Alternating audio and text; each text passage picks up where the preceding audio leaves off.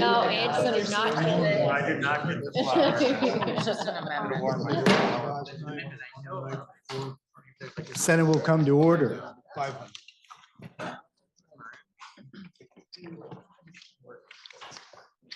Good morning. Today's devotional will be offered by the Reverend Corellis Bryant, United Church of Lincoln.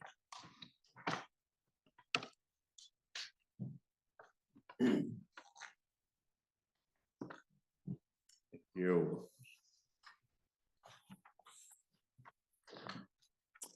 A monk and a rabbi walk into a bar. Bet you weren't expecting that. They walk into a bar and they sit down, one over a glass of bourbon, the other over a glass of scotch. I'll let you wonder which was which. They decide to exchange some words to each other about what it might mean to live a meaningful life, to be engaged in work that counts, and to live a life that matters. The monk goes first. He says, "Make me an instrument of your peace. Where there is hatred, let me sow love. Where there is injury, pardon. Where there is doubt, faith. Where there is despair, hope. Where there is darkness, light. And where there is sadness, joy. Grant that I may not so much seek to be consoled as to console, to be understood as to understand, to be loved as to love. For it is in giving that we receive, and it is in pardoning that we are pardoned, and it is in dying to ego and to self-centricity that we are born to new life." The rabbi looks at the monk, and while moved, was not persuaded, which is their usual dynamic. The rabbi offers in reply these words: "We are loved by an unending love. We are embraced by arms that find us even when we are hidden from ourselves. We are touched by fingers that soothe us even when we are too proud for soothing. We are counseled by voices that guide us even when we are too embittered to hear. We are loved by an unending love. We are supported by hands that uplift us even in the midst of a fall. We are urged on by eyes that meet us even when we are too weak for meeting. We are loved by an unending love, embraced, touched, soothed, and counseled. Ours are the arms, the fingers, the voices. Ours are the hands, the eyes, the smiles. And we can grant unto one another on our best days an unending love." Amen.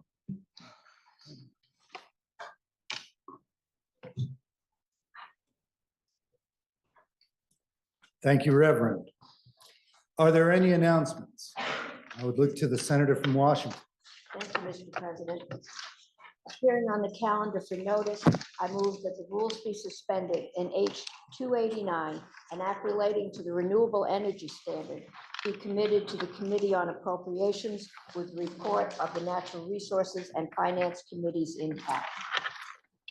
Senator from Washington has moved that pending entry on the notice calendar, H 289, an act relating to the renewable energy standard, be committed to the Committee on Appropriations with the reports of the Natural Resources and Finance Committees intact. Are you ready for that question? If so, all those in favor signify by saying aye. Aye. All those opposed, nay. The ayes have it, and you have committed H 289 to the Committee on Appropriations. We have one bill to move by Rule 31 to the Finance Committee, H645. Good point. We do have one more order of business from the announcement portion. I would look to the senator from Franklin for that motion. Thank you, Mr. President. I move that the rules be suspended, and that SR 18 appearing on the calendar for notice be taken up for immediate consideration. Senator from Franklin has moved that SR 18 be taken up for immediate action via a rule suspension. Are you ready for that question? If so, all those in favor signify by saying aye. Aye. All those opposed, nay.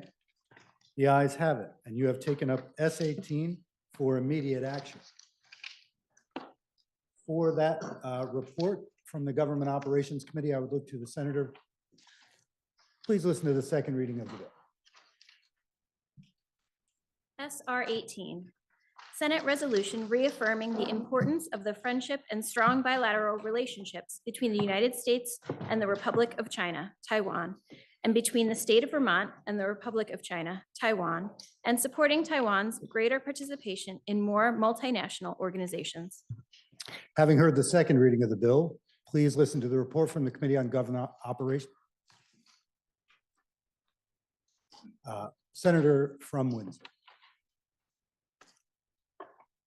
I can't hear what you're saying, so it's difficult for With me. this resolution, which was sent to the Senate Economic Development, Housing and General Affairs Committee, we, S18 was sent to us, as we may remember, a few weeks ago as a substantive bill. And to that end, we reviewed it and discussed it. And I would say that with this resolution, we celebrate our special relationship with Taiwan. Many of us have been lucky enough to travel to Taiwan in a cultural and legislative exchange where we observed firsthand how we partner with Taiwan in commerce and in culture and share the deeply embedded value of living in a robust democracy. SR 18 as a bill has had the process in our committee. We discussed it at length and had a vote of 5-0 to pass it on for vote in this chamber. We all agreed that for a floor report, all that we wanted to say is so eloquently expressed by our Legislative Council's resolution. So with that, I'm going to read our resolution as it embodies everything we would like to say. Whereas the United States and the Republic of China, Taiwan, share a vibrant and mutually beneficial bilateral relationship based on our commonly held values of freedom, democracy, the rule of law, and a free market economy, and the relationship is as strong as ever. And whereas the January 2024 election of Dr. Lai Ching-te as the new president of Taiwan demonstrates the vibrancy of Taiwan's democracy. And whereas according to the latest data, the United States is Taiwan's second largest trading partner, and Taiwan is the United States' eighth largest trading partner. And whereas in 2023, Taiwan was the 7th largest consumer of US agricultural goods, totaling $3.7 billion. And the overall two-way trade in goods between the United States and Taiwan totaled approximately $127.5 billion. And whereas 2024 marks the 45th anniversary of the Taiwan Relations Act, which has served as the cornerstone of the US-Taiwan relations, and whereas the government of Taiwan desires to enter into bilateral trade and avoidance of double taxation agreements with the United States, and whereas Vermont and Taiwan, critically right here, an immediate exchange, Vermont and Taiwan have long enjoyed productive bilateral relations. In 2023, Taiwan was the 2nd largest export destination for Vermont goods. Think of all that syrup going to Taiwan. Worth approximately $218.2 million, and Vermont imported an estimated $71.18 million in goods from Taiwan. And in 2020, the establishment of a driver's license reciprocity agreement was an important incentive for travel between the two jurisdictions.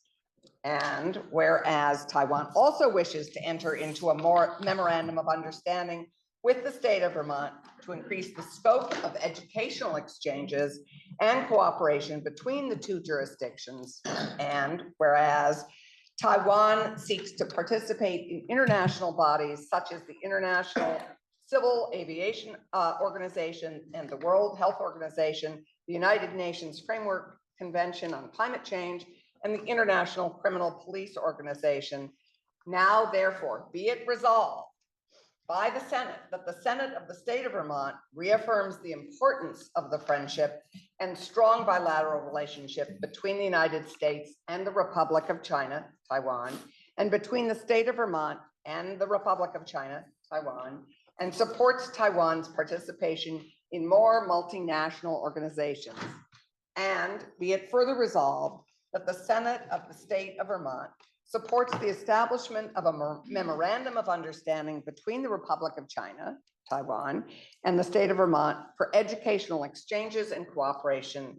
And be it further resolved that the Secretary of the Senate be directed to send a copy of this resolution to President Joseph R. Biden, President Lai Ching-te of the Republic of China, Director General Charles Liu, who we have present with us, of the Taipei Economic and Cultural Office in Boston, Governor Philip B. Scott, and to the Vermont congressional delegation. Thank you. Thank you, Senator from Windsor. Question now is, shall the resolution, which has been treated as a bill, be read the third time? Are you ready for that question?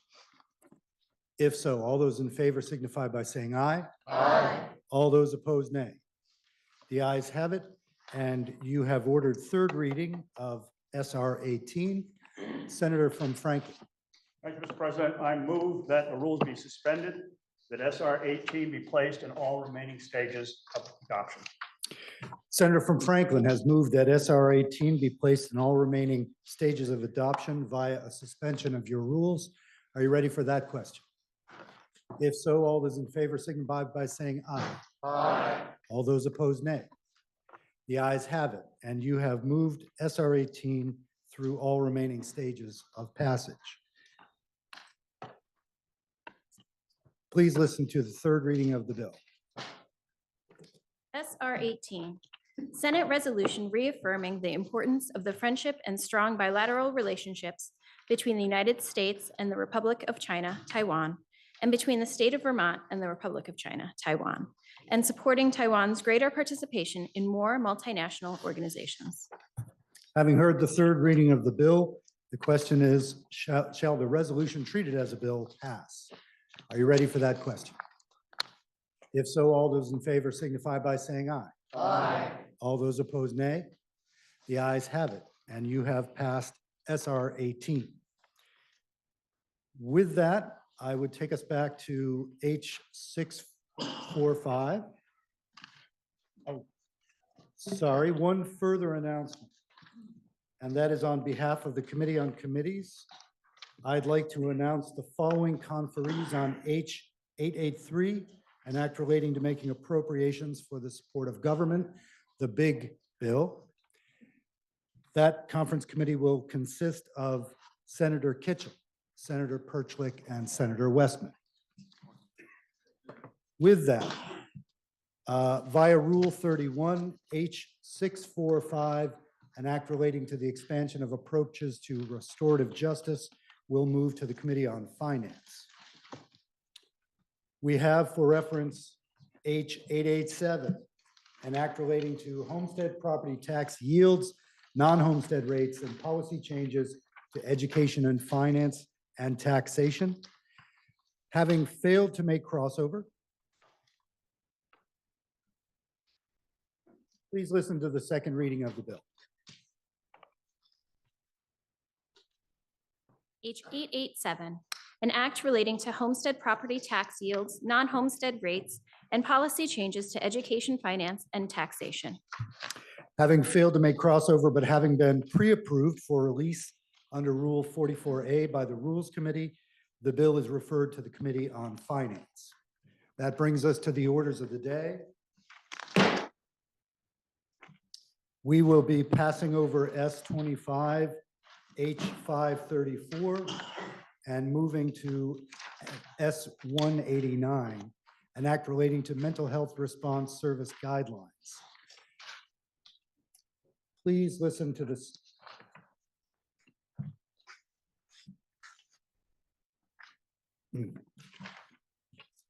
This comes to us as a House proposal of amendment. And I would look to the Chair of Health and Welfare, the Senator from Chittenden Southeast. Thank you, Mr. President. As you will recall, this bill had a number of provisions in it.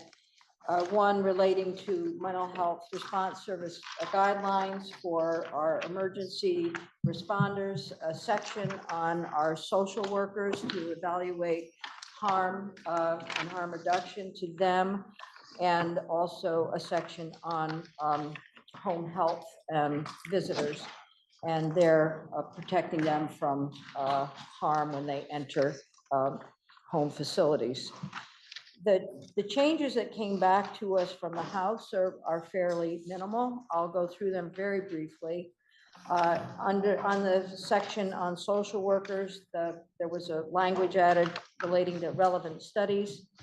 The standing committee, the committee that was there was a member to the committee added for evaluation of social work issues.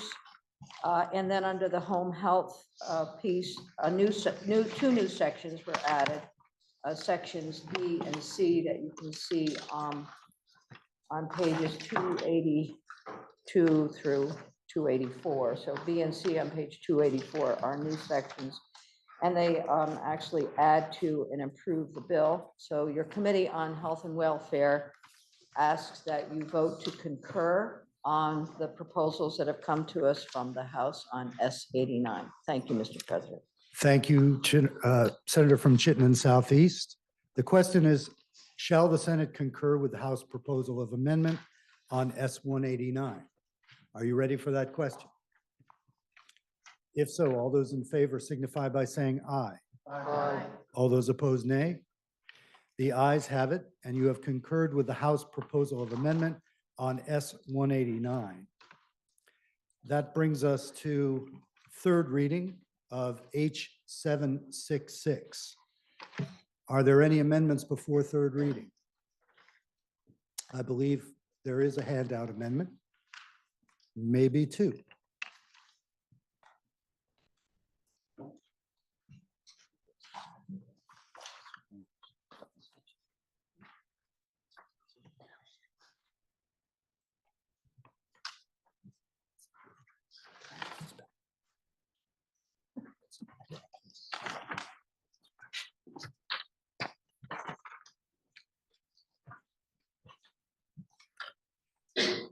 The handout you're receiving comes to you from Senators Lyons, Gulick, Hardy, and others. I will look to the Senator from Chittenden Southeast for that report. Thank you, Mr. President. As you will recall, during second reading, there were concerns expressed about small I under section 1 on the prescribing of asthma inhalers. And the language that we had in the bill was identified by DFR as being perhaps in violation of federal law, and we don't want to do that. So this language that you have brings the language that we had in the bill into conformance with federal law, and it allows for a class of medication for treatment of asthma in each class of drug through the formulary, and that it will be a readily available medication, meaning that it's not on a national drug shortage list and so on. So this is a correction so that we are in conformance with requirements at the federal level. Thank you, Senator. Question is, shall the bill be amended as proposed by Senators Lyons, Gulick, and others? Are you ready for that question? If so, all those in favor signify by saying aye. Aye. All those opposed, nay. The ayes have it, and you have amended the bill as proposed by Senators Lyons, Gulick, and others. A second amendment is being handed out.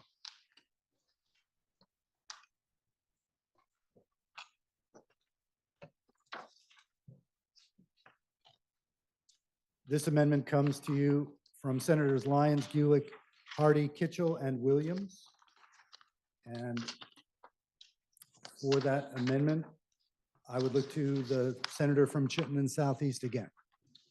Thank you, Mr. President. I will begin the presentation of this amendment, but then I'm going to yield to my colleague from Caledonia for her comments, because she did bring us the initial proposed amendment that we considered in health and welfare. As you will recall, one of the issues that the goals of the legislation is to improve and remove administrative burden from our primary care providers and to ensure that that workforce maintains some integrity in the state. So the proposal amendment that was brought to us was to look at prior authorization and more gradual level than is included in the bill, in the underlying bill. So this proposal would strike out a section and replace it and allow for no prior authorization for our primary care providers, and then including some provisions that it doesn't affect out-of-network or prescription drugs, which we'll see in Section D.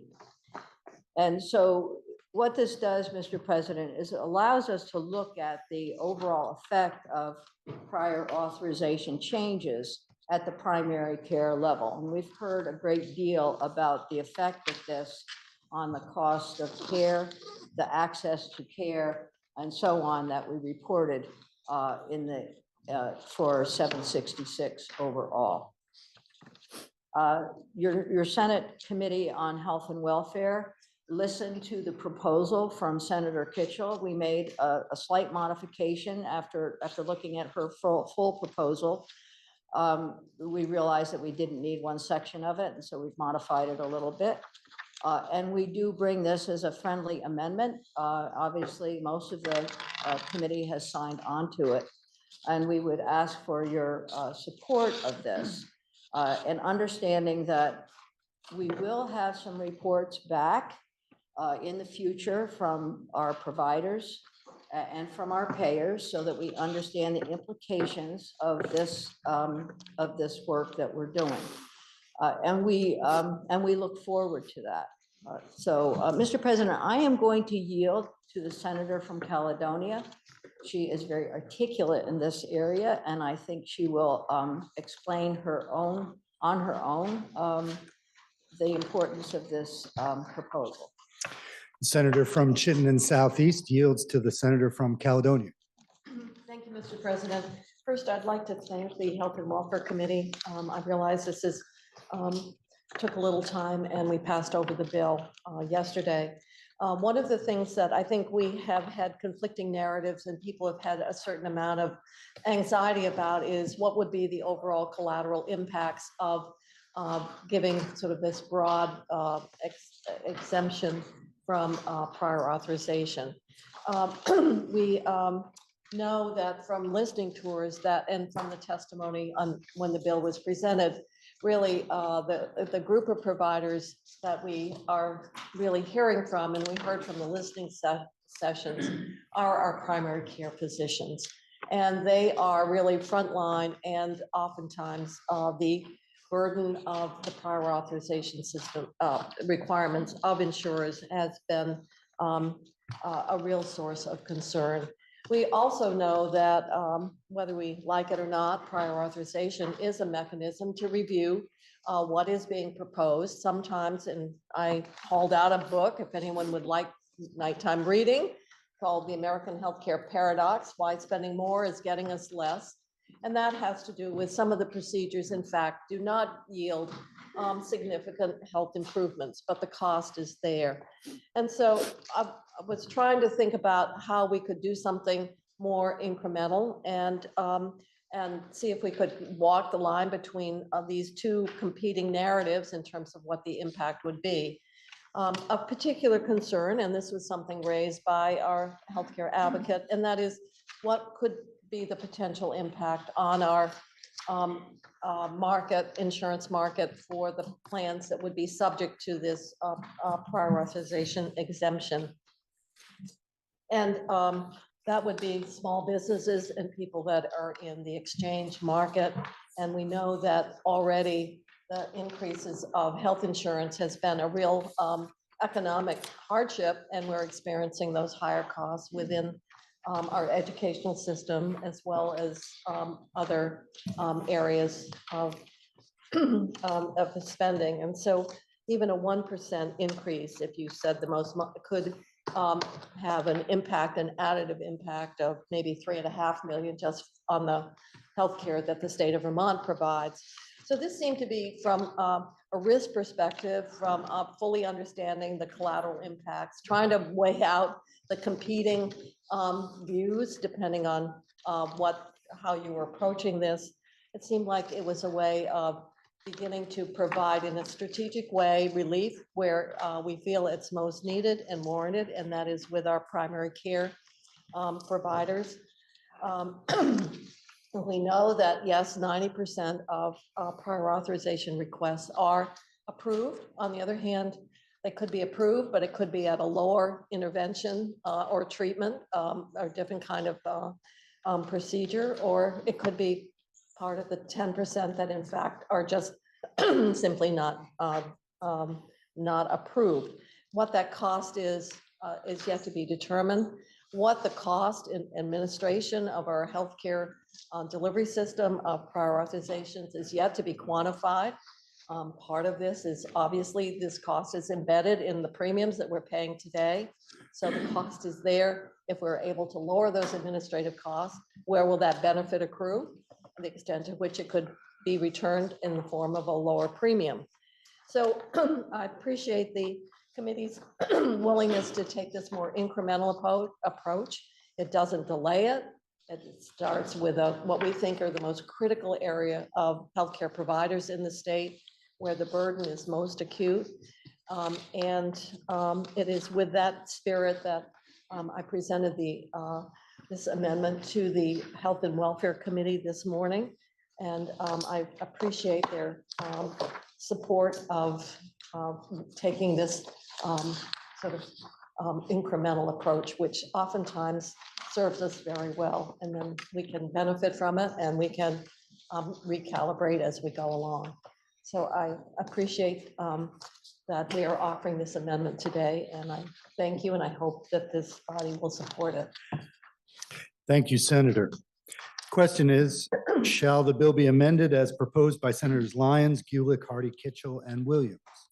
Are you ready for that question? Senator from Franklin. Thank you, Mr. President. May I inquire of the reporter of the amendment? You may. Senator from Chittenden Southeast will be interrogated. Thank you, Mr. President. As I'm sure the reporter knows, we're all concerned about the consequences of anything that we do in this area in one way or the other, particularly given how far apart the proponents and opponents of this seem to be.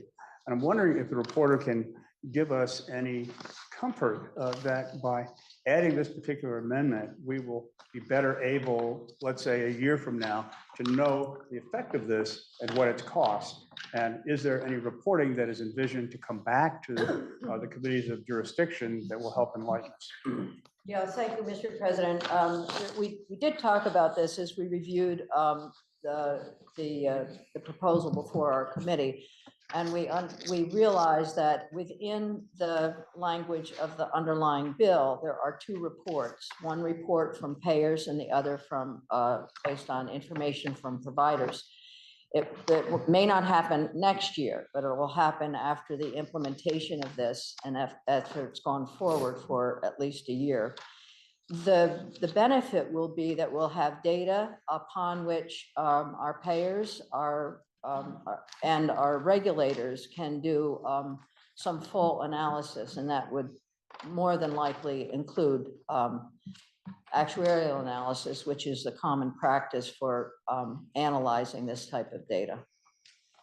Mr. President, obviously, doing the actuarial analysis after this is done puts the actual analysis out for quite some period. I'm wondering, has there been any thought of doing actuarial analysis after this particular provision is implemented so that we have an earlier read on whether or not we've done something that in fact helps us or hurts us? So I'm trying to understand the question. You're wondering if, for example, Department of Financial Regulation would do an actuarial analysis of current information relative to primary care prior authorizations? That's correct, Mr. President. Well, we could ask for that. We could ask for that to happen. I know DFR said they would do some of that analysis. Thank you, Mr. President. Thank you. Question is, shall the bill be amended, H 766, as proposed by Senators Lyons, Gulick, and others? Are you ready for that question? If so, all those in favor signify by saying aye. Aye. All those opposed, nay. Nay. The ayes appear to have it. The ayes do have it. And you have amended H 766 as proposed by Senators Lyons, Gulick, Hardy, and others. Are there any other amendments to be offered? Seeing none, please listen to the third reading of the bill. H 766, an act relating to prior authorization and step therapy requirements, health insurance claims, and provider contracts. Having heard the third reading of the bill, the question is, shall the bill pass? Are you ready for that question? If so, all those in favor signify by saying aye. Aye. All those opposed, nay. Nay. The ayes appear to have it. The ayes do have it, and you have passed H 766, an act relating to prior authorization. That brings us to the third reading of H 350. Are there any amendments before third reading? Seeing none, please listen to the third reading of the bill. H 350, an act relating to the Uniform Directed Trust Act. Having heard the third reading of the bill, the question now is, shall the bill pass? Are you ready for that question? If so, all those in favor signify by saying aye. Aye. All those opposed, nay. The ayes have it, and you have passed H 350, an act relating to the Uniform Directed Trust Act. We have up for third reading H 606, an act relating to professional licensure and immigration status. Are there any amendments before third reading? Seeing none, please listen to the third reading of the bill. H 606, an act relating to professional licensure and immigration status. Having heard the third reading of the bill, the question is, shall the bill pass? Senator from Rutland. Thank you, Mr. President. May I interrogate the presenter for the reporter of the bill?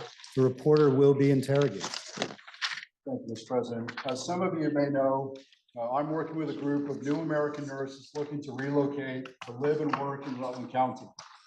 These new Americans are exactly the type of skilled workers that we're seeking to address our labor shortages.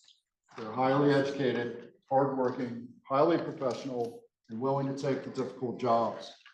This group, both those who are here now and those still overseas seeking to immigrate to the U.S., recognize that there is a clearly understood process in the Department of State that offers immigration of licensed professionals to the U.S. As my group of new Americans illustrates, citizenship is not a barrier to professional licensure. In fact, the most important part of the application process is validating their professional credentials before they arrive in the U.S. and they immediately gain a green card. They work, and eventually they have the option of U.S. citizenship.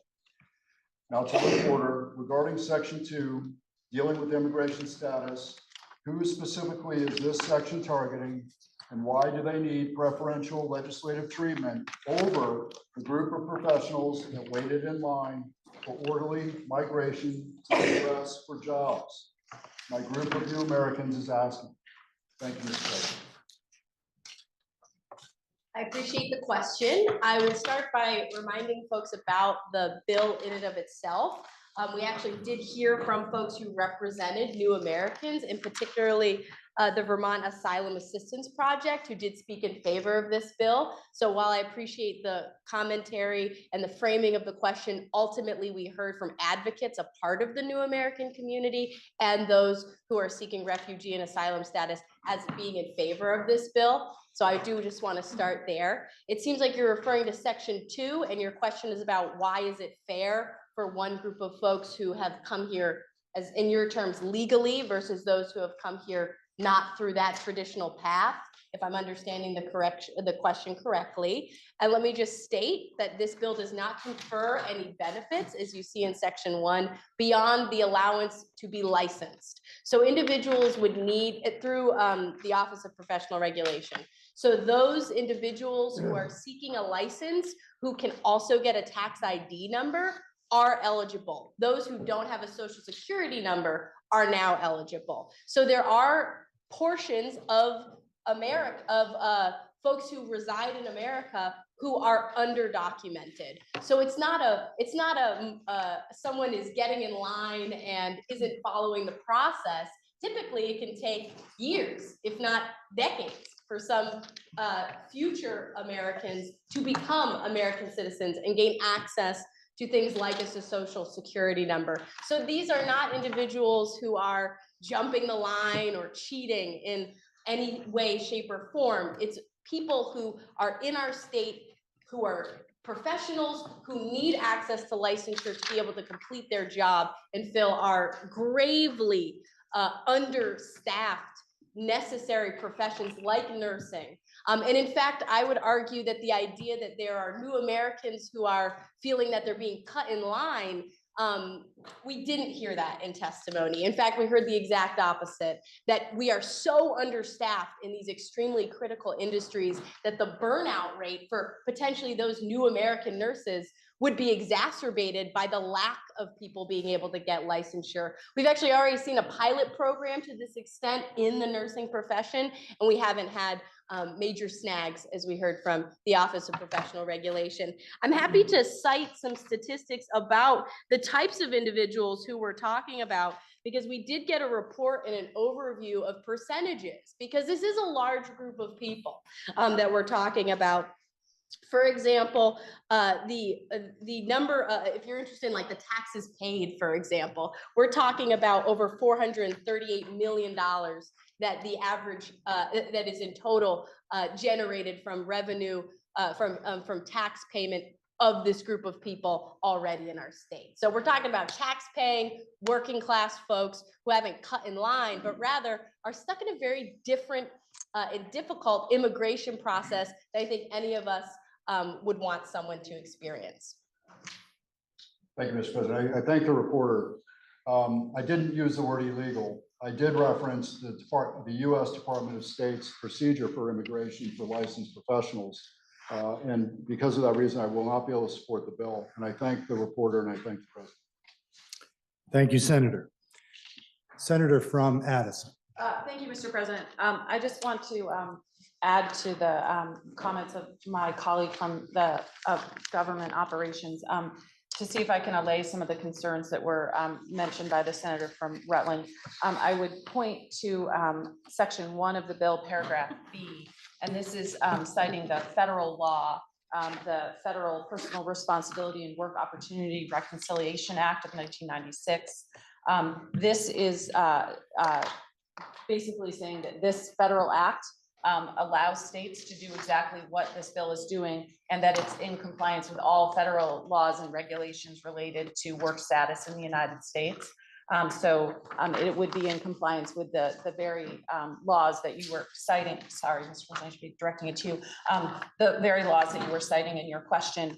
I would also just remind the questioner and the body that all this bill does is allow the licensing entities, so the Office of Professional Regulation or other licensing entities in the state, to use individual taxpayer ID numbers or federal ID numbers in replace of social security numbers in their application for licensure. So that's all it does. It doesn't say that anybody gets ahead of anyone else. It just says that if you don't have a social security number, which most people who are not citizens, most people don't have them if they're not citizens, they can use these other numbers in place of a social security number. So all of this is done within the bounds of federal law, and nobody gets preferential treatment. They still have to meet all the other licensure requirements and all of the other skills and training, et cetera, requirements of receiving their professional licensure. Thank you, Mr. President. Thank you. Question again. Shall H606 pass? Are you ready for that question? If so, all those in favor signify by saying aye. Aye. All those opposed, nay. Nay. I will ask for a division. Please, those voting yea, please stand and be counted.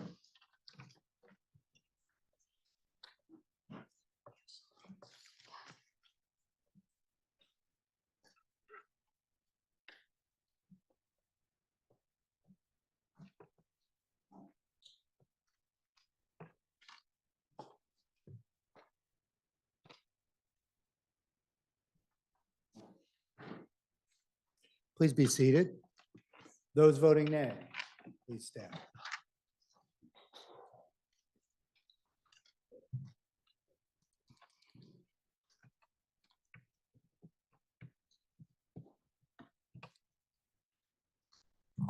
Please be seated. Please listen to the results of your vote. Those voting yea, 21. Those voting nay, 6, although they were apparently allowed 6. With that said, you have passed H606, an act relating to professional licensure and immigration status. That brings us to H706, an act relating to banning the use of neonicotinoid pesticides. I believe there is an amendment prior to third reading.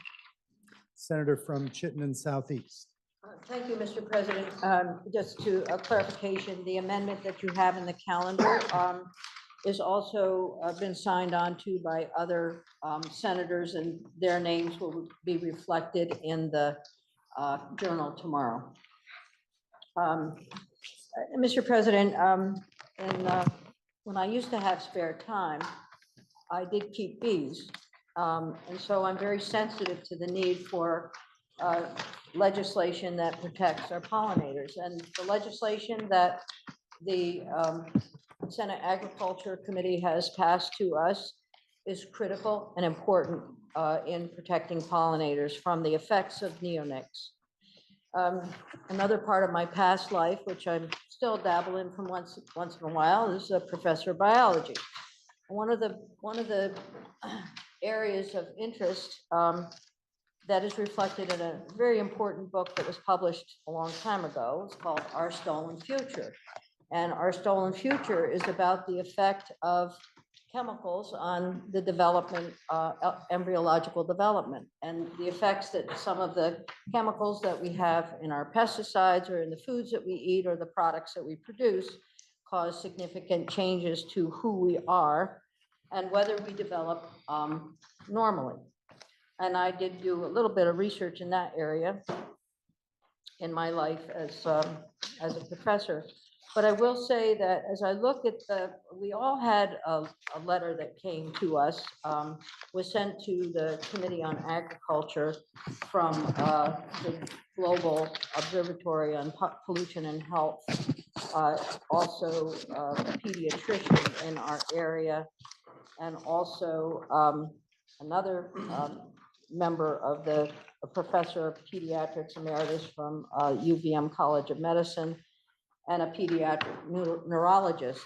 The letter reflects some of the concerns that I have about the public health and personal health implications of allowing for neonics to persist or to be applied, whether it's through treated article seeds or other in our environment, and to cause contamination to the water of our state, or in fact to the foods that we eat.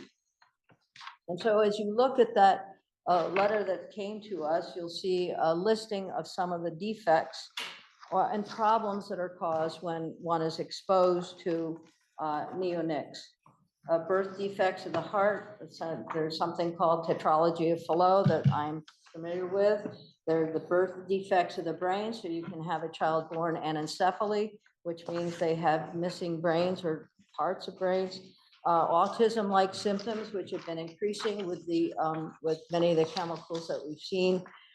Acute poisoning reports, I haven't heard of any of those in our state, but certainly some of the others may be. And then another that really implicates us and may cause some population issues, and that's reduced sperm counts and testosterone levels, which is very concerning to our population. Beyond the human population, and we also know about what happens out environmentally to other species. I think the letter you read identified white-tailed deer, and that's important in a state that respects our hunting culture. So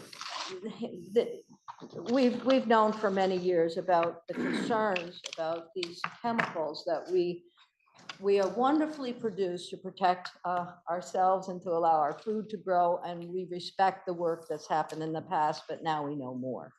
And it's important for us to learn the lessons of the past and the lessons of what's going on, both in the human species and in other species.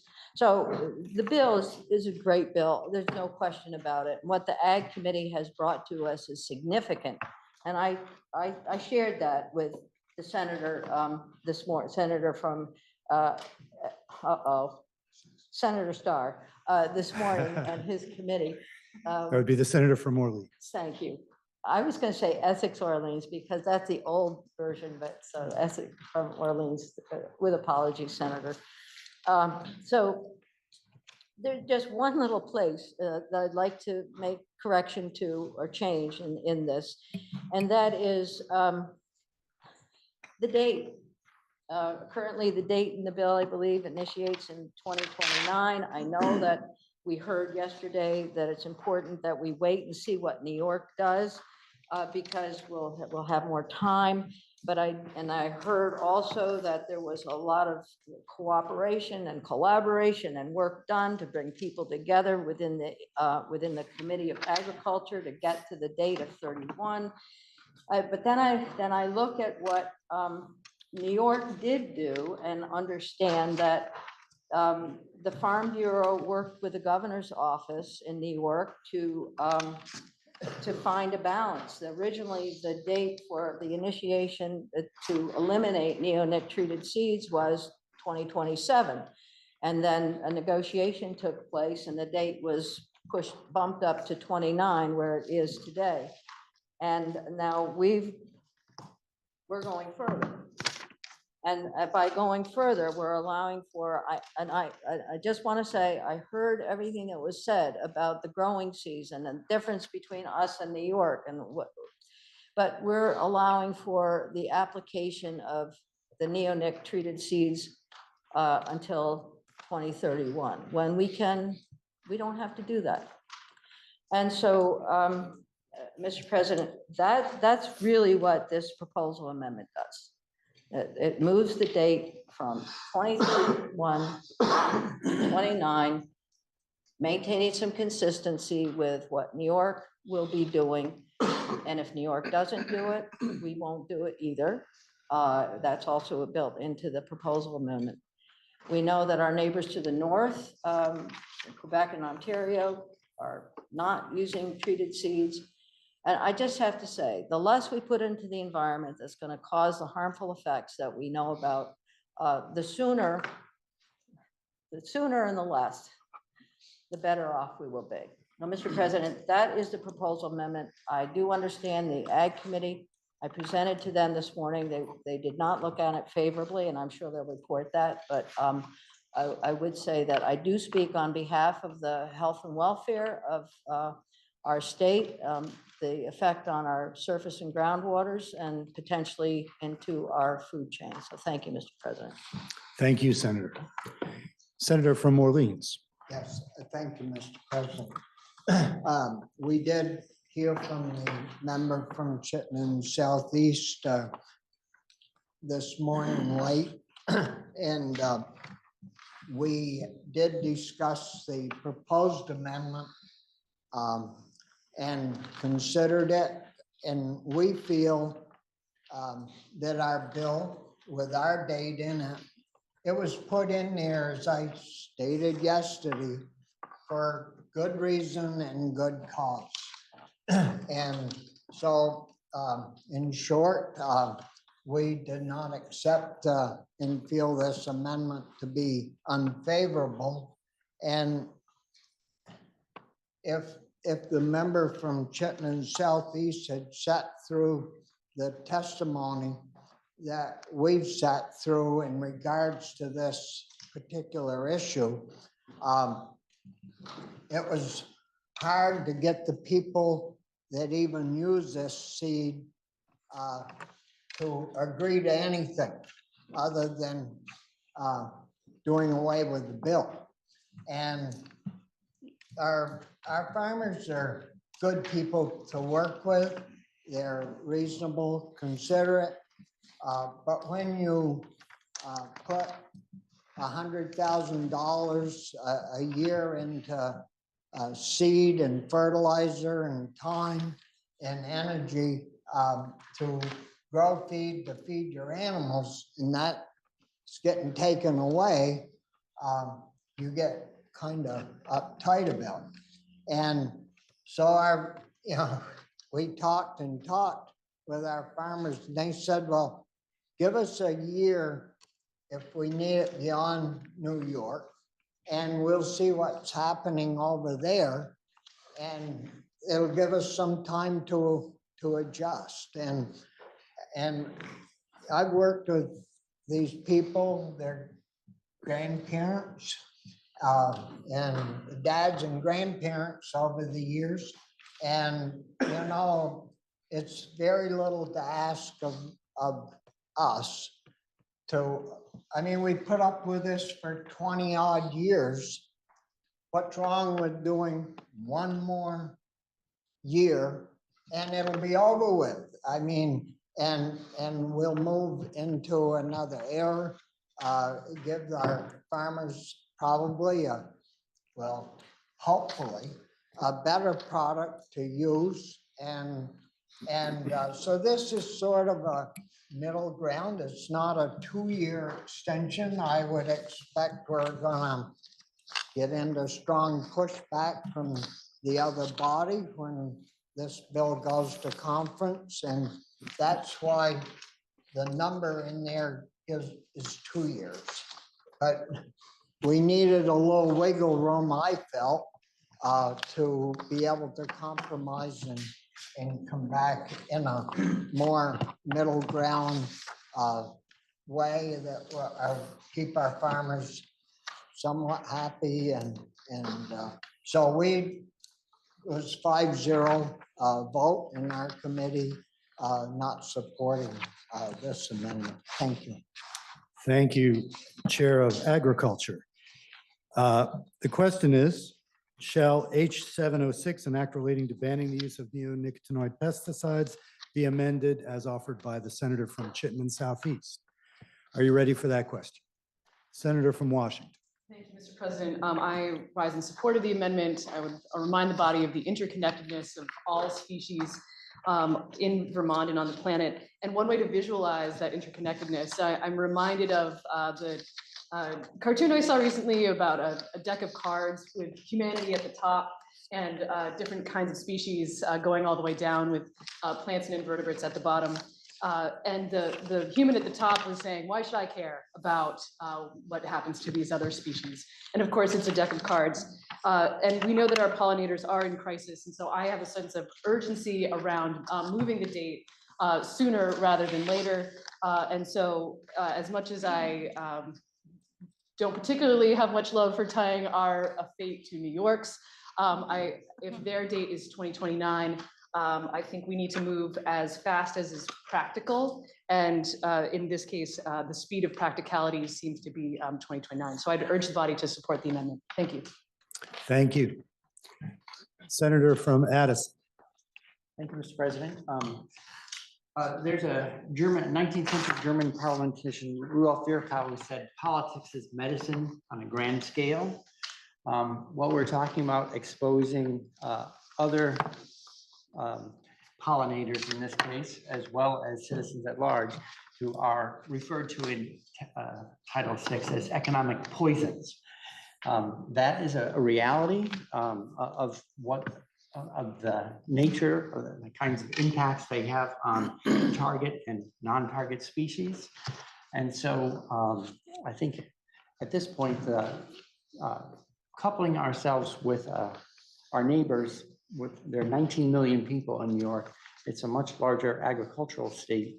We have significant tailwinds that we can ride on. If they find it possible to move, I think they'll create a bigger opportunity for Vermont to move. And again, these are poisons. We've been actually trying to address them ever since I came to the building. It feels like there's an opportunity to address them a little sooner rather than later in a prudent way. And I would encourage people to vote for the amendment. Thank you, Senator. Senator from Rutland. Thank you, Mr. President.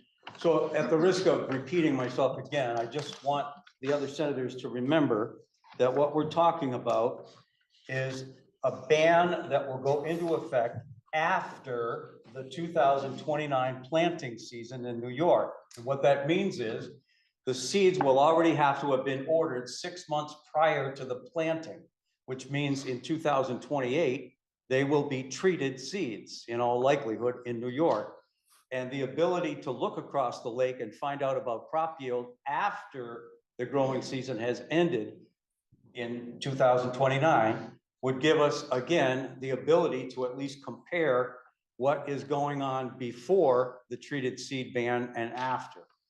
I would also remind the body that in the United States of America, there's about 90 million acres of cropland. New York has 1 million, which means New York represents 1% of the total number. Vermont has 90,000 acres, which means Vermont is 1/1000th of 1% in terms of the crop. So I again think that it's very important for us to realize that there will be a duration of starting up with the seed manufacturing companies to be able to provide the untreated seed in a timely manner. And I think it's prudent to at least wait until we see what happens in New York in the 2030 year to make any decisions. Thank you, Mr. President. Thank you. Question, Senator from Windsor. Thank you, Mr. President. I believe, and I look forward to the reporter of the bill from the senator from Rutland's responses to some of the questions, because he was kind enough to answer some of my questions yesterday. And my understanding is that, and I don't remember if it's Quebec or Ontario, but one of them has been using these seeds for 5 years at least. So we already have a pretty good indicator of both how the manufacturer of the seeds can produce them in a ready form and what the effects are. So I don't understand. So I'm just adding to the response, both from the senator from Rutland and from all the senators who've spoken about this, that we actually have seed manufacturers who are producing these seeds already without neonicotinoids in them. And we have experience of their being productively incorporated into the agricultural life of Quebec and Ontario. Senator, to clarify, you did mention answers to questions. Are you seeking to interrogate? No, but I look forward to hearing from the senator from Rutland. We haven't gotten to that yet, but he does have some answers to other questions we asked. Senator from Rutland, are you?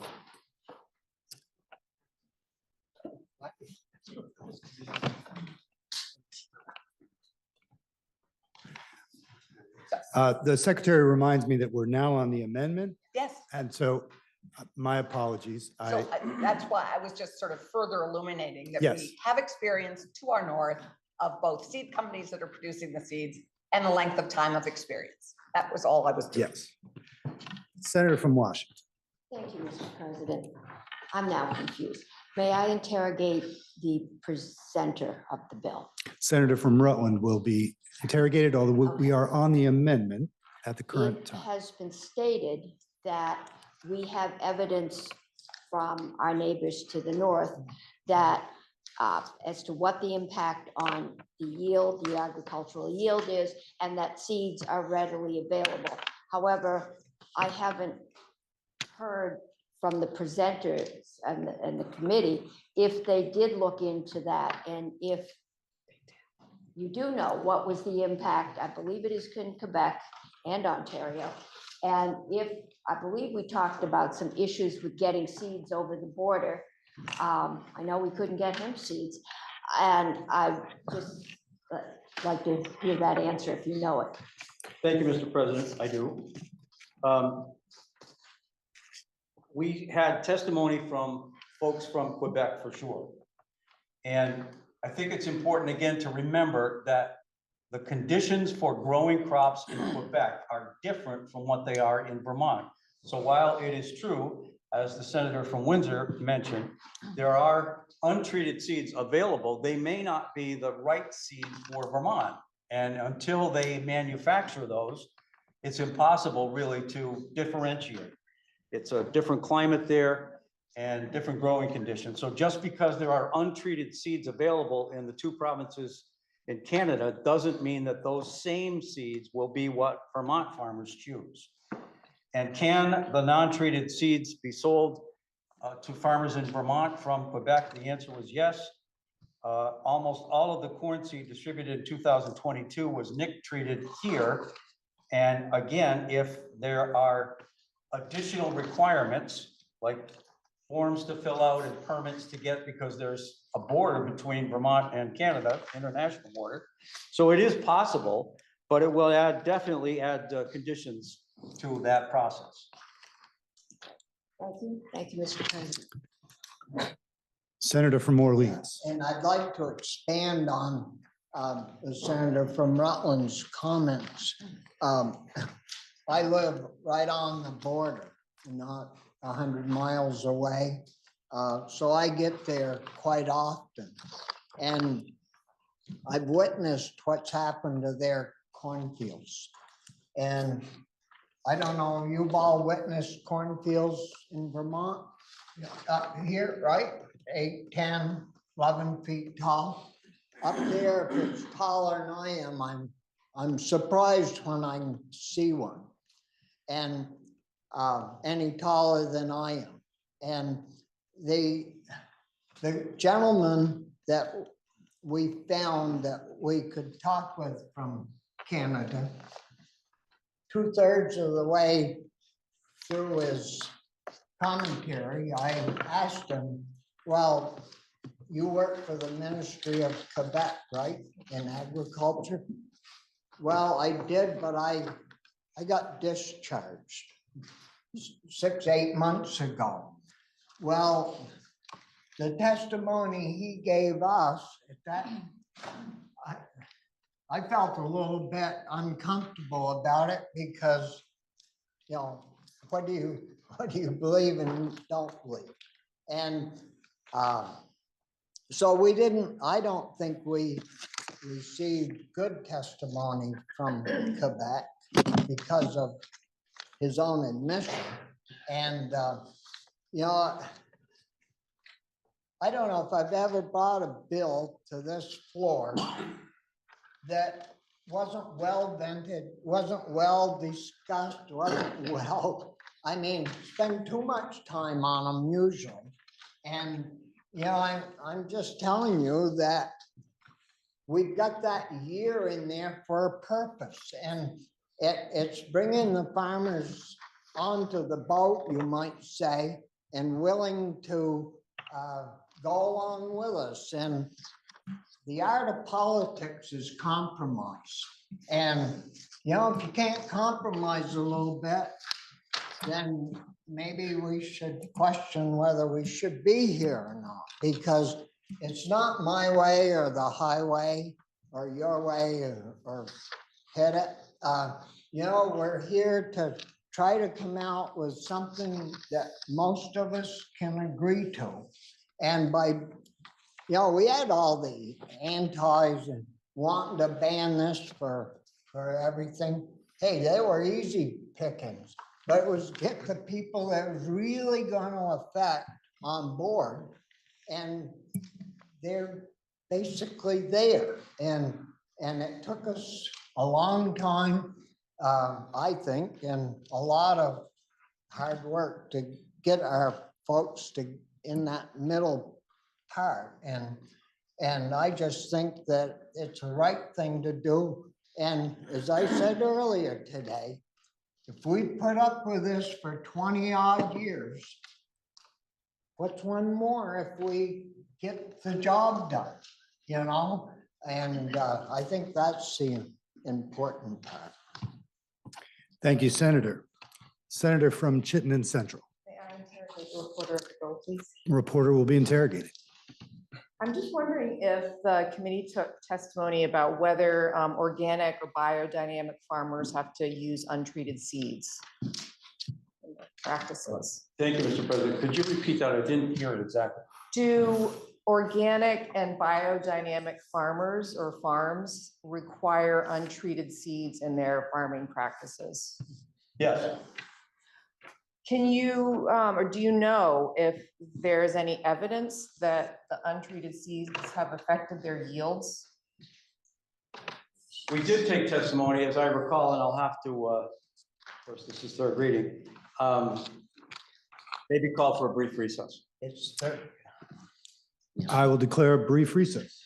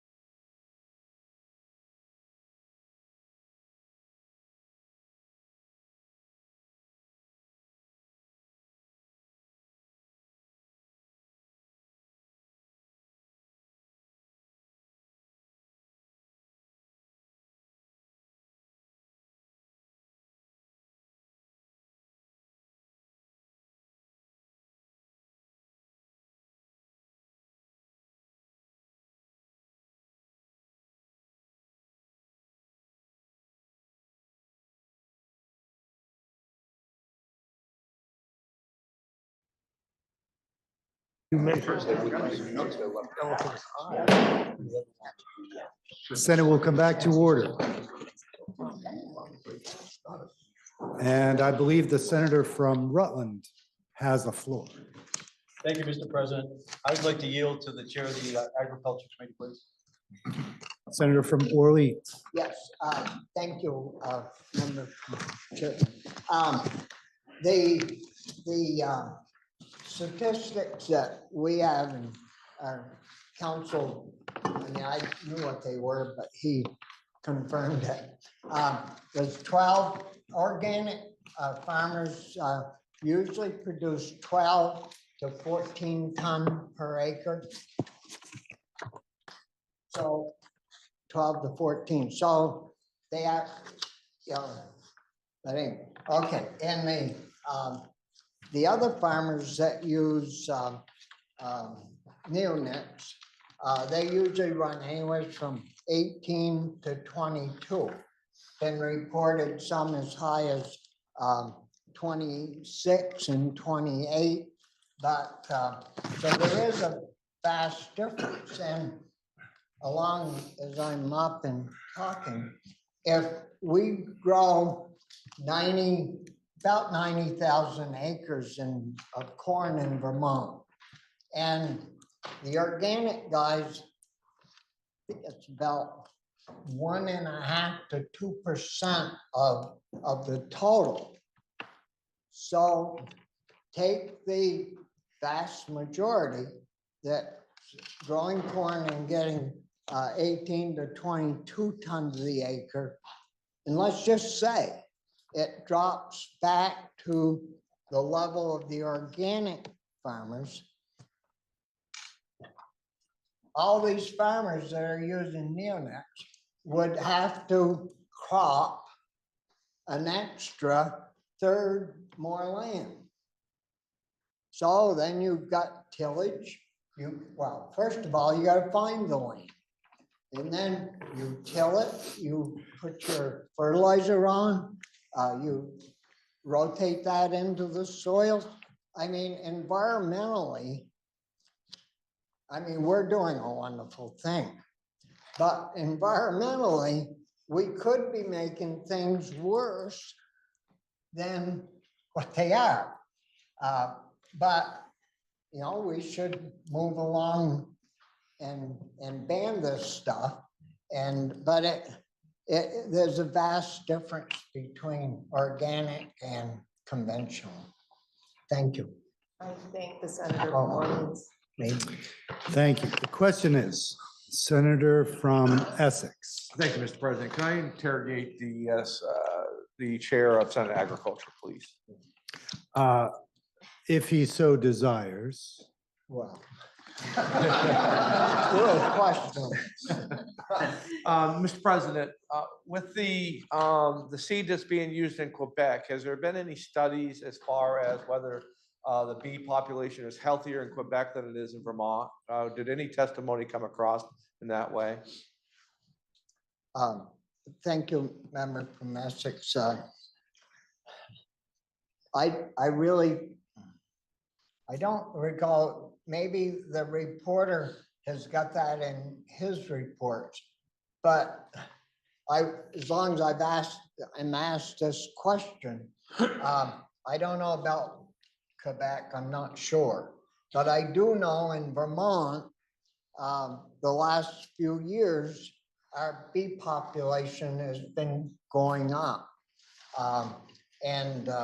But I'll yield to the member from Rutland to answer your question. Senator from Orleans yields to the senator from Rutland. Thank you, Mr. President. I have some statistics this comes from the Agency of Agriculture, and they kept a chart of winter loss beehives. And I have both Quebec and Ontario numbers, and then I have the combined number for national. So the ban went into effect in 2019 in Quebec. 25% of the bees were lost that year. In 2020, 33%. In 2021, 19%. In 2022, 48%.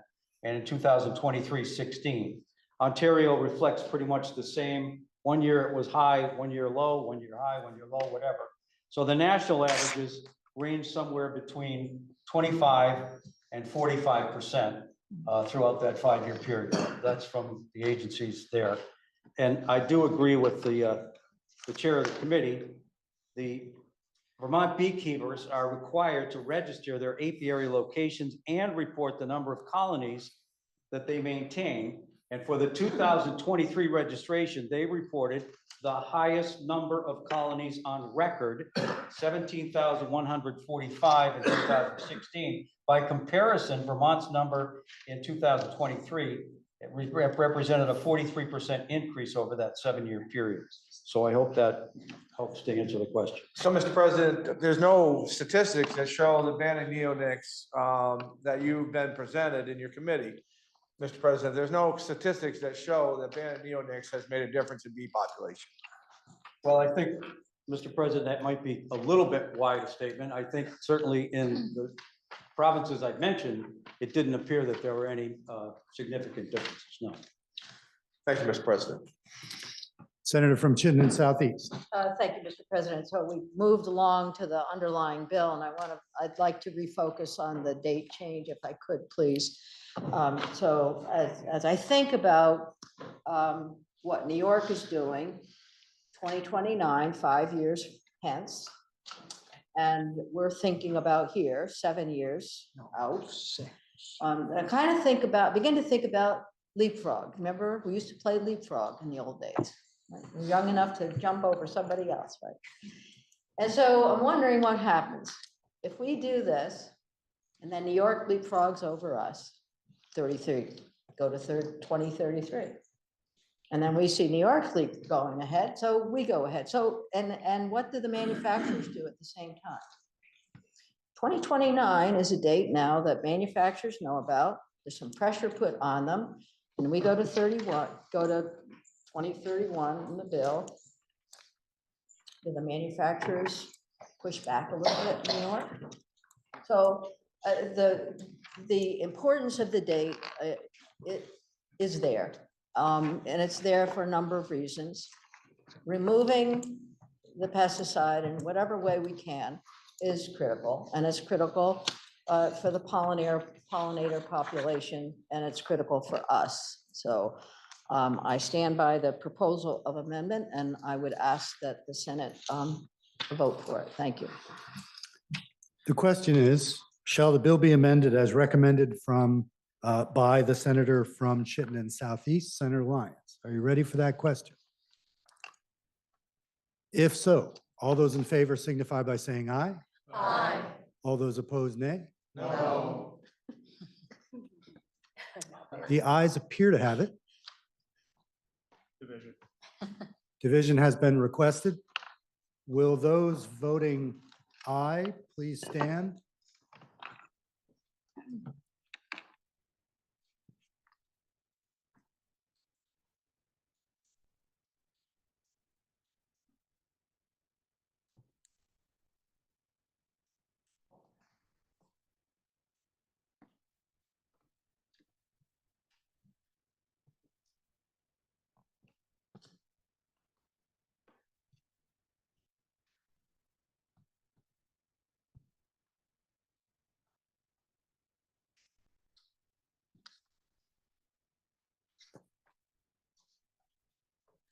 Please be seated.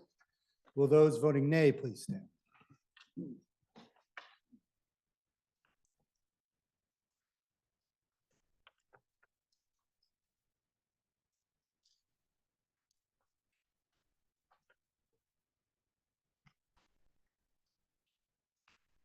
Please be seated.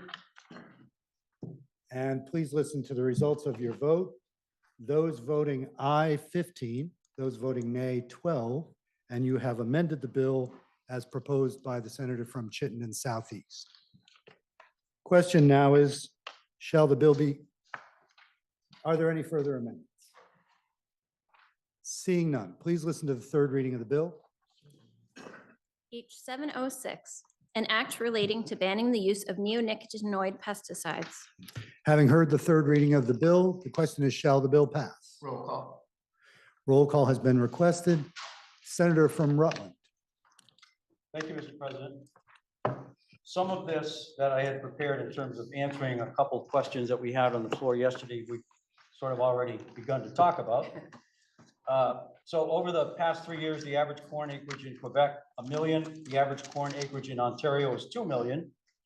And the acreage numbers are from Stat Canada. They can fluctuate from year to year. These are averages. Quebec, as we discussed yesterday, and I think again today, began its ban in 2019. Ontario began in 2015 and has phased in prohibition since then. So sometimes it's not a complete ban, and the numbers vary from year to year.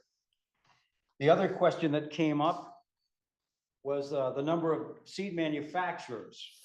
And so I did a bit of research on that. There are 2 companies, Corteva and Bayer, that provide more than half the US retail seed sales of corn, soybeans, and cotton.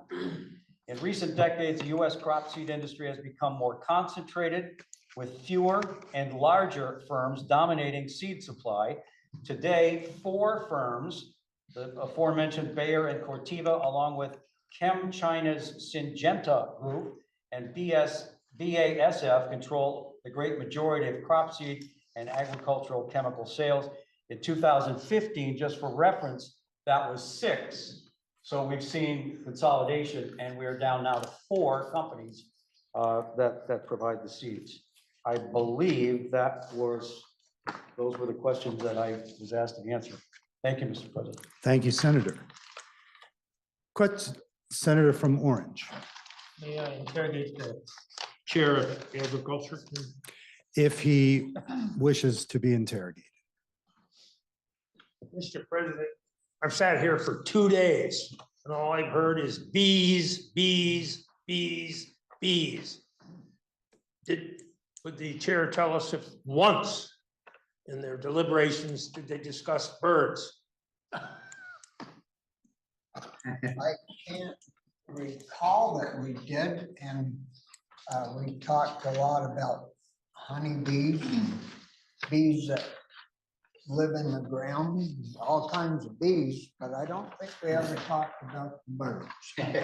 How, Mr. President, can we call this balanced legislation? Thank you. Thank you, Senator. Question is, shall H706 enact relating to banning the use of neonicotinoid pesticides pass? Senior Senator from Madison. May I interrogate or ask for information of the reporter of the bill? The reporter will be interrogated. Thank you, Mr. President.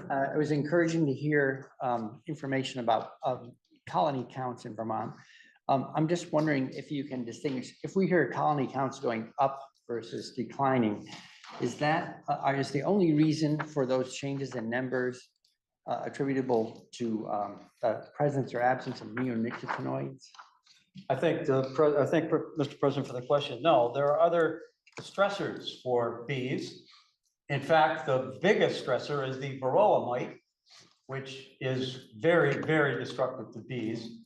Climate change has also had an impact on the colony life, along with pesticides, the weather, and also an important ingredient is the management of the bees. So if folks have beehives and they don't pay attention to them and don't do what they need to do in terms of taking care of the mite infestation from the varroa mite, the health of the beehive suffers. Great. Thank you. I just was trying to distinguish whether or not reporting colony counts necessarily is particularly revealing about neonic, the implications of them in terms of, as you said, another stressor. The other thing, sometimes in here when we're talking about issues related to agriculture, we talk about coming to the nuisance or the nuisance coming to the others. If bees are coming to a farm, I suppose you could call that the coming to the nuisance. But so my question is really, do these substances, economic poisons, leave the farm, for instance, in the form of drift, so that others are, whether they are wanted or not, are going to be exposed at sites off the farm? Thank you, Mr. President. In terms of the treated seed, the answer would be no, because the seeds are put into the earth. There isn't any way for them to affect anything in the air. For pesticide application, there is that potential, but oftentimes if it's a farmer, he or she would take care to make sure that they were spraying after dark, where the bees would not be out foraging and taking precautions. So I hope that answers the question. I thank the senator. Since arriving in 2007, not nearly as long ago as some of my colleagues, this has basically been an issue on the table to try to improve health, not only for bees, but I think public health at large, environmental health. And so when we talk about compromise, my sense is that 20 years reflects a lot of patience and compromise today. Thank you. Question is, shall the bill pass? H706. Are you ready for that question? Senator from Chittenden Southeast. Mr. President, I just want to say with a lot of fondness and respect for the Agriculture Committee and particularly its chair, that I was torn about the amendment, but I hope that the senator from Orleans will take this as a heartfelt invitation to come back and holler at us if the date needs to be changed or resources need to be given to farmers to bridge the date. And I just want that senator from Orleans to know how much we respect his opinion, even though this bill changed, it can change again, and we hope to continue to hear the voice of farmers on this issue. Question again. Shall the bill pass H 706? Are you ready for that question?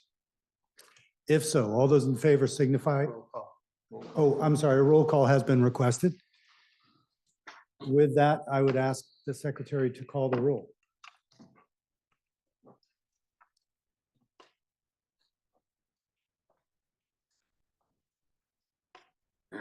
Senator Bray. Yes.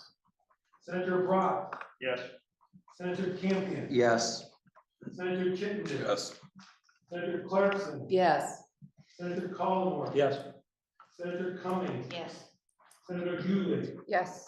Senator Hardy. Yes. Senator Harrison. Yes. Senator Rashid. Yes. Senator Ingalls. Senator Ingalls. No. Senator Kitchell. Senator Lyons. Yes. Senator McDonald. Yes. Senator McCormick. Yes. Senator Norris. No. Senator Pershling. Yes. Senator Ron Hinsdale. Yes. Senator Sears. Yes. Senator Starr. Yes.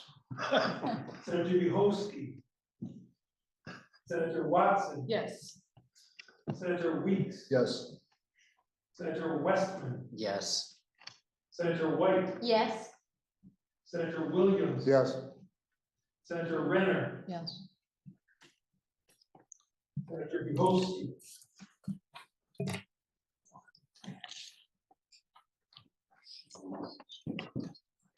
Please listen to the results of your vote. Those voting yea, 25, those nay, 2, and you have passed H 706, an act relating to banning the use of neonicotinoid pesticides.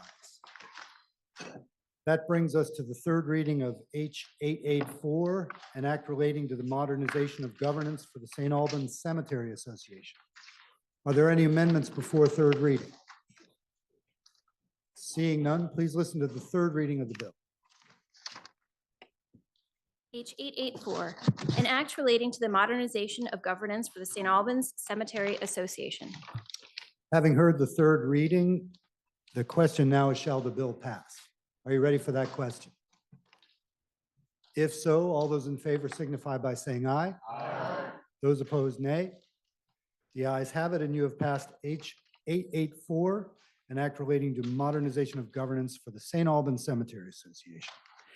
That brings us to S 30 and a House proposal of amendment for an act relating to creating a sister state program. Mr. President? Yes, Senator from Wyndham. Sorry. As the reporter of the bill, I would like to pass over it, please. Thank you. We will do so. That takes us out of the orders of the day and brings us to the announcement period. Are there any announcements? Senator from Wyndham. Thank you, Mr. President. Today is April 26th, which is a great day for creative people, especially theatrical women. On this day in 1564, William Shakespeare was baptized. You heard about him being born. This is when he was baptized. On this day in 1933, Carol Burnett of the infamous comedy variety show, The Carol Burnett Show, was born. On this day in 1989, Lucille Ball of I Love Lucy died. This day has had notable highs and lows. Today is also World Intellectual Property Day, which was established in 2000 to raise awareness of how patents, copyright, trademarks, and designs impact on daily life, and to celebrate creativity and the contribution made by creators and innovators to the development of economies and societies across the globe. That is relevant to one of the bills we are considering. One of the lows, or what? Actually, no comment on this one. On this day in 1865, John Wilkes Booth was killed. On this day. He was an actor, that's true. On this day in 1954, the first clinical trials of the polio vaccine began in Fairfax County, Virginia. On this day in 1962, NASA's Ranger 4 spacecraft crashed into the moon. That was not good. On this day in 1986 was the Chernobyl nuclear accident. A devastating environmental catastrophe that released large amounts of radioactive material into the atmosphere. Similar to Chernobyl, our own Senator Clarkson contains and releases incredible amounts of energy. I do not know when she sleeps. Fortunately, she is not radioactive. She channels her positive, evidently unlimited energy into improving her community and our state. And I want to wish her a very happy birthday.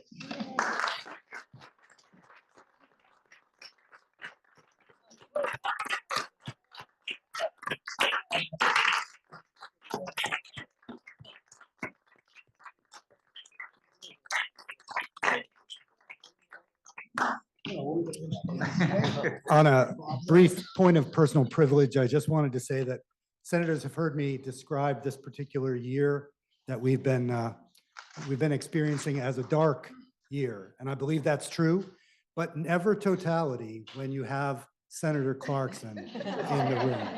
There is always light and always mirth, and I love her for that. Senator from Windsor. There are carrot cake cupcakes in the cloakroom. You are all welcome, and anyone else, but let's reserve one for the senator as well. Are there any further announcements?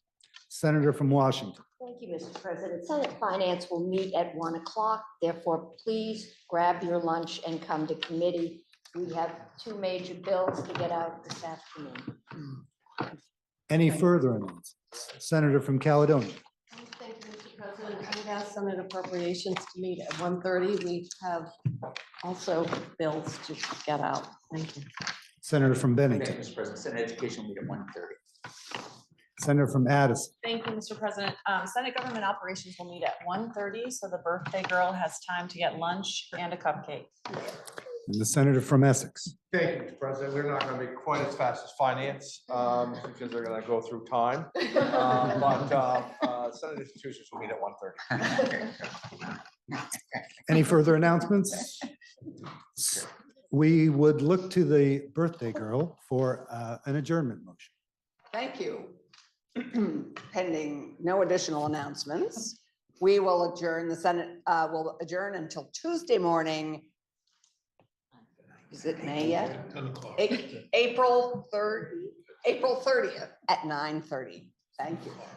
Senator from Windsor has moved that the Senate stand in adjournment until 9:30 a.m. Tuesday, April 30th. Are you ready for that question? If so, all those in favor signify by saying aye. Aye. All those opposed, nay. The ayes appear to have it. The ayes do have it, and we stand in adjournment until 9:30 a.m. Tuesday, April 30th.